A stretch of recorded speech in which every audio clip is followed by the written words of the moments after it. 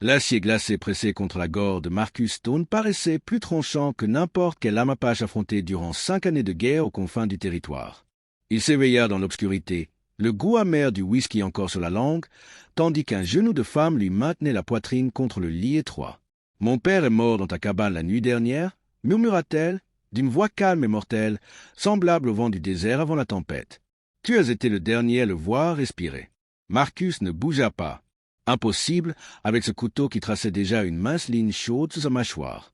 Dans la lueur lunaire filtrant à travers les volets fendus, il distingua des pommettes hautes, des yeux sombres sans la moindre peur, et une longue chevelure noire qui tombait comme un rideau autour d'eux. Apache, belle, prête à tuer. Ses mains restaient immobiles.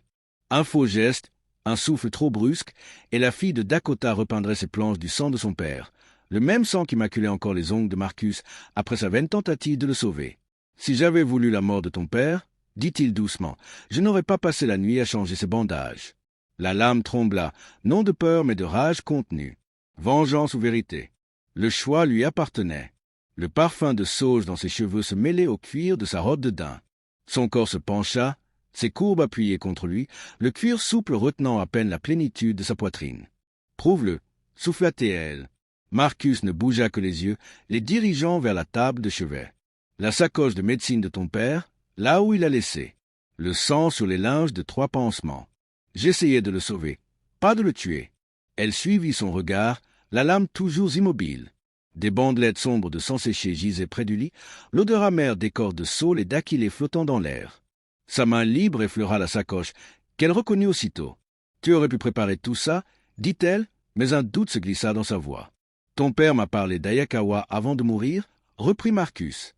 « Des raids qu'il prépare, de la trahison. » Le couteau s'enfonça davantage. « Tu ne sais rien de mon oncle. Je sais qu'il va faire tuer beaucoup de monde, blanc comme Apache. Ton père voulait l'arrêter. Mon père est mort à cause de la cupidité des Blancs, à cause d'hommes comme toi. Peut-être, mais aujourd'hui, des hommes comme moi sont les seuls capables d'approcher le camp d'Ayako. » Elle le scruta longuement, la lune faisant briller la sueur sur sa gorge, traçant sa clavicule. Enfin, sa voix changea. « Je m'appelle Kaya. Dakota était mon père. Je t'ai vu depuis la crête. Tu l'as porté à l'intérieur. La lumière est restée allumée toute la nuit. » Marcus expira lentement. « Alors tu sais que j'ai essayé. Je sais seulement que tu as échoué. » La lame trembla encore, mais pas par choix. Elle se pencha, sa chaleur traversant la chemise fine de Marcus. L'Oa frappera dans 3 jours, le comptoir de Canyon Creek d'abord, puis la ville. Comment le sais-tu? Parce qu'il me l'a dit, avant que je découvre qui il était vraiment. D'un geste fluide, elle se redressa, retomba sur ses pieds avec une grâce prédatrice. L'absence de son corps laissa Marcus étrangement vide. Elle glissa le couteau dans sa ceinture, redressa sa robe, soulignant la courbe de ses hanches. « Tu veux l'arrêter? Alors il te faudra moi. Un homme blanc seul en territoire apache n'atteindra jamais le camp d'Ayako vivant. » Marcus se redressa lentement, frottant sa gorge. « Et pourquoi croire que tu ne me planteras pas ce couteau au premier détour? »« Parce que, » répondit Kaya en s'avançant vers la fenêtre, « tu es le seul homme blanc à avoir essayé de sauver une vie apache au lieu de la prendre. Et parce que j'ai besoin de toi vivant, pour tuer mon oncle. » Ils partirent à l'aube.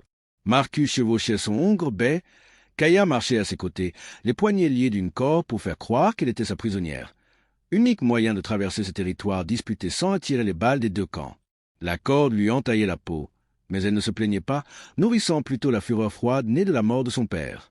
Chaque pas vers la forteresse d'Ayako la rapprochait du face-à-face qu'elle préparait depuis des mois. « Parle-moi de lui » demanda Marcus en gravissant un ravin abrupt. « Ton oncle, il fut jadis un chef de guerre, combattit aux côtés de Cochise, » répondit Kaya, la respiration lourde, sa poitrine se soulevant sous la robe de daim d'un rythme troublant. Mais l'or l'a changé. Les promesses des Blancs l'ont changé. Quelle promesse? Elle s'arrêta, ses yeux incandescents comme des braises. Celle qu'en aidant à débarrasser la terre des Apaches rebelles, il lui offrirait son propre territoire. Une réserve qu'il pourrait régner. Son rire ne contenait aucune joie. Il croit à leurs mensonges. Marcus mit pied à terre, prétextant vérifier le sabot de son cheval. En vérité, Marcus était levé surtout pour rompre le charme que dégageait chacun de ses mouvements. « Alors il vend les siens » demanda-t-il. « Pas seulement » répondit Kaya d'une voix basse. « Il les traque. » Elle inspira profondément. Mon père a découvert qu'Ayakoa guidait les soldats blancs vers les campements d'hiver, là où les familles se rassemblent pour survivre au froid. Des enfants. Marcus. Il aide à tuer des enfants. La douleur dans sa voix le frappa plus fort qu'il ne l'aurait cru. Sans réfléchir, il tendit la main pour toucher son épaule, puis se retint. La corde entre rappelait le mensonge qu'il devait maintenir. « C'est pour cela que je dois l'arrêter, » poursuivit-elle. « Pas pour la vengeance, pour la justice. » Ils établirent leur campement ce soir-là dans un étroit canyon, abrité du vent par des parois de grès rouge. Marcus alluma un petit feu tandis que Kaya cueillait quelques plantes comestibles. Quand elle s'agenouilla près du ruisseau pour les laver, sa robe se colla à son corps d'une façon qui lui coupa le souffle. La courbe de son dos, la manière dont l'étoffe humide épousait ses hanches, tout semblait conçu pour éprouver sa maîtrise de lui-même. Mais ce n'était pas seulement du désir. Sa force tranquille, sa détermination silencieuse réveillaient en lui une part qu'il croyait morte avec sa sœur. « Tu me fixes » dit-elle sans lever les yeux. « Pardon. » Marcus détourna le regard vers le feu, mais l'image des gouttes d'eau perlées sur sa peau resta gravée dans sa mémoire. « Je n'ai pas dit que ça me dérangeait. » Lorsqu'elle se redressa face à lui, la robe encore humide moulait son corps comme une seconde peau. « Si nous devons travailler ensemble, tu dois savoir une chose à mon sujet. »« Laquelle ? » ?»« Je ne cède pas facilement. » Elle s'avança d'un pas mesuré, les hanches ondulant à chaque mouvement. Des hommes ont essayé. Des Blancs qui croyaient qu'une femme apache leur appartenait. Ils ont appris leur erreur. Marcus soutint son regard. « Je ne suis pas de ces hommes. »« Non, » répondit-elle en penchant la tête pour l'étudier. « Alors, quel genre d'homme es-tu, Marcus Stone ?» La question flotta entre eux comme la fumée du feu. Il aurait pu se contenter d'une réponse simple, un éleveur, un ancien soldat, un homme fuyant son passé. Il choisit la vérité, du genre qui a tué trop de gens et en a sauvé trop peu. Il contempla les flammes, du genre qui regarde une femme risquer sa vie pour la justice et se demande s'il est assez courageux pour l'aider. Quelque chose changea dans le visage de Kaya. Le masque de détermination froide se fissura, laissant entrevoir la femme derrière la guerrière. « Tu as aidé mon père alors que tu aurais pu le laisser mourir. » C'était du courage. Était-ce du courage ou simplement la fatigue de vivre les mains couvertes de sang? Elle s'accroupit près de lui, si près que son genou effleura sa cuisse. Ses doigts se posèrent sur son poignet, juste au-dessus du pouls. Peut-être les deux. Peut-être que c'est ce qui fait de toi l'homme qu'il me faut. Ce contact fit courir un feu dans ses veines. Pas seulement du désir, bien qu'il ne manquât pas, mais une reconnaissance plus profonde, comme si deux fragments brisés venaient de se retrouver dans l'obscurité. « Kaya » murmura-t-il d'une voix plus rauque qu'il ne l'aurait voulu. « Oui, si nous faisons cela, si nous partons contre Ayakoa, l'un de nous pourrait ne pas revenir. » Son sourire fut doux, triste et d'une beauté troublante. « Alors assurons-nous d'avoir quelque chose qui vaille la peine de mourir. » Quand elle se pencha pour poser ses lèvres sur les siennes, ce fut comme rentrer chez soi après des années d'errance dans le désert. Ils trouvèrent le camp d'Ayakoa au 3e jour, caché dans un canyon fermé à une vingtaine de milles au sud de la route territoriale. Depuis la crête, Marcus compta au moins 30 hommes, un mélange de guerriers apaches et de hors-la-loi blancs, unis par la cupidité et la violence. Là, chuchota Kaya en désignant une grande tente au centre du camp. C'est là qu'il tient conseil. À la longue vue, Marcus observa les lieux, des gardes à chaque accès, les chevaux parqués dans un enclos naturel, des armes empilées près du feu. On eût dit un poste militaire plus qu'un repère de pillards. Comment s'approcher? Demanda-t-il. On ne s'approche pas. Dans le regard de Kaya brillait une lueur dangereuse. Toi seul y vas. Ce n'était pas le plan. Les plans changent. Elle se plaça devant lui, occultant le camp au loin. Dans la lumière crue du désert, chaque ligne de son corps se découpait sur le ciel et la pierre. Ayakoa connaît mon visage. Mais un blanc venu troquer des fusils, il l'accueillera comme un frère. Marcus abaissa les jumelles. Et te laisser ici? À attendre en espérant que je ne me fasse pas tuer? Laisse-moi ici pour couvrir ta retraite quand tout tournera mal. Elle tira un Winchester de son sac, vérifiant le mécanisme avec une aisance de professionnel. Je vise mieux que tu ne le crois. Avant qu'il puisse protester, elle descendait déjà la pente arrière du canyon, se faufilant entre les buissons et les rochers. Marcus n'eut d'autre choix que de suivre, menant son cheval et tâchant de chasser toutes les fins possibles de cette mission. 1 heure plus tard, il pénétra dans le camp d'Ayakoa avec un mulet chargé de fusils et de munitions, des armes prises aux bandits qu'il avait abattus 3 jours plus tôt. Les gardes le dévisagèrent avec méfiance mais ne tirèrent pas, ce qu'il prit pour un bon signe. Ayakoa sortit de sa tente tel un roi recevant un suppliant. Grand pour un Apache, les cheveux striés de gris, il avait la prestance d'un chef habitué à commander. mais ses yeux brillaient de la froide calculatrice d'un homme qui a vendu son âme et accepté le prix. « Tu apportes des présents à mon camp, homme blanc », dit Ayakoa en anglais au fort accent mais clair. « Que veux-tu en échange ?» Marcus mit pied à terre, chacun de ses gestes lents et non menaçants. Des informations, un passage sûr, peut-être la chance de gagner vraiment de l'argent. De l'argent? Ayakoa éclata d'un rire semblable au grincement de la pierre. Quel genre d'argent? Celui qu'on gagne en sachant quelles colonies seront attaquées ensuite, lesquelles ont les meilleures prises et les défenses les plus faibles. Marcus écarta la bâche couvrant le mulet pour dévoiler les fusils dissimulés dessous. « Je parie qu'un homme de ton réseau connaît ce genre de choses, » lança Marcus. Une lueur de cupidité passa dans les yeux du chef de guerre. « Ce sont des armes militaires, » dit Ayakoa, fraîche d'un convoi de l'armée, du genre à transporter d'autres cargaisons précieuses. Marcus laissa planer l'allusion. Pendant près d'une heure, ils marchandèrent comme deux négociants sur un poste de traite. Marcus donna juste assez d'informations pour maintenir l'intérêt d'Ayakoa, tout en glanant les détails des raids prévus, Canyon Creek à l'aube du lendemain, la ville de Cedar Falls 2 jours plus tard, puis une attaque coordonnée contre 3 colonies différentes, de quoi devancer toute réaction militaire. « Tu veux participer ?» demanda enfin Ayakoa. « Alors prouve-le. Demain, tu chevaucheras avec nous vers Canyon Creek. Montre-moi que tu peux tuer des colons blancs aussi facilement que tu troques avec eux. » La gorge de Marcus se serra. Des innocents allaient mourir demain, à moins qu'ils ne trouvent un moyen de les sauver. Soit, répondit-il, mais j'aurai besoin d'une preuve pour montrer à mes partenaires de l'Est que tu es bien l'homme que tu prétends. Le sourire du chef vacilla. Quel genre de preuve? Des lettres, des messages de tes commanditaires. Les blancs qui financent tes opérations. Marcus garda une voix neutre. On n'équipe pas 30 combattants d'armes militaires sans argent solide derrière. De l'argent qui attend un retour. Je traite souvent avec ce genre d'hommes. Ils apprécient la discrétion et les résultats.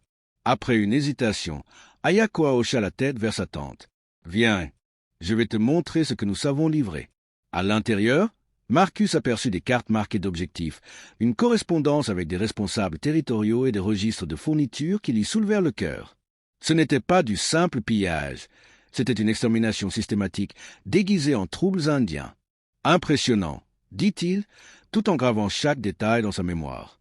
Qui est ton contact au gouvernement? Le colonel Harrison, au Fort Msekini. Il déplace les troupes quand nous frappons. Ayakoa versa du whisky d'une bouteille sans doute volée à quelque famille assassinée. En échange, nous faisons en sorte que les bonnes personnes soient accusées. Marcus accepta le verre, l'esprit en ébullition. Harrison, un nom qu'il connaissait, ambitieux au point de sacrifier Apache et colons pour sa carrière. À des partenariats profitables, porta toast Ayakoa.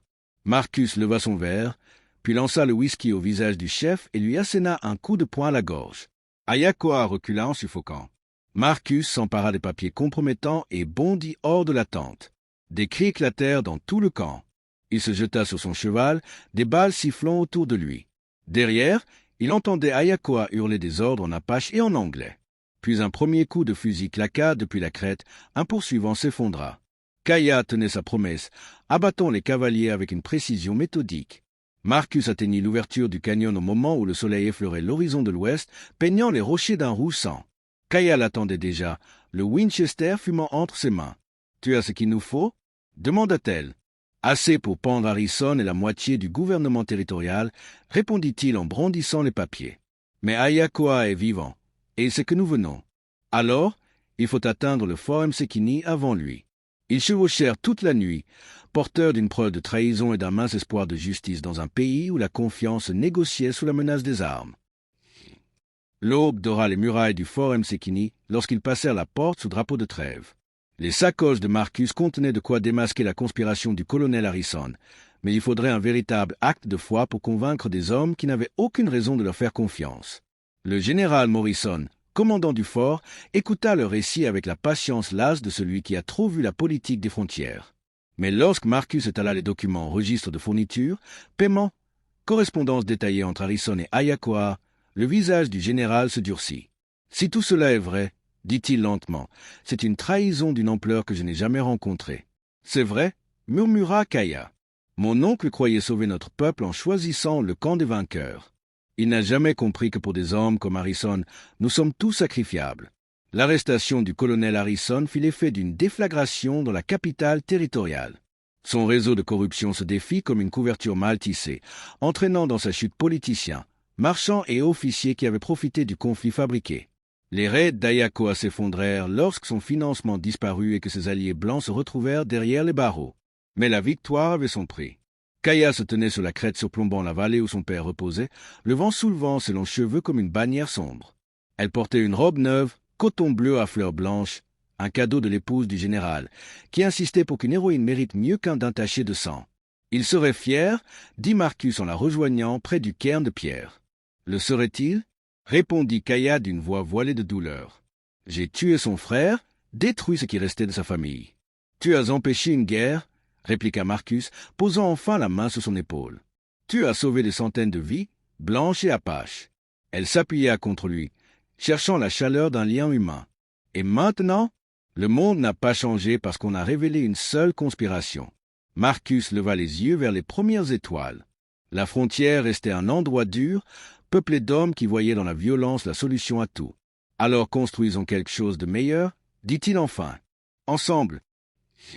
6 mois plus tard, il se tenait sur le seuil d'une petite cabane surplombant une vallée verdoyante du territoire du Colorado. Le ventre de Kaya dessinait déjà la douce courbe des débuts de la grossesse sous sa robe simple, et ses mains portaient les callosités de celle qui avait appris à travailler aux côtés de l'homme qu'elle aimait. Dans l'immensité de l'Ouest sauvage, leur histoire d'amour et de rédemption prenait racine, promesse d'un avenir bâti à deux, là où la passion se mêle encore au péril sous les cieux sans fin.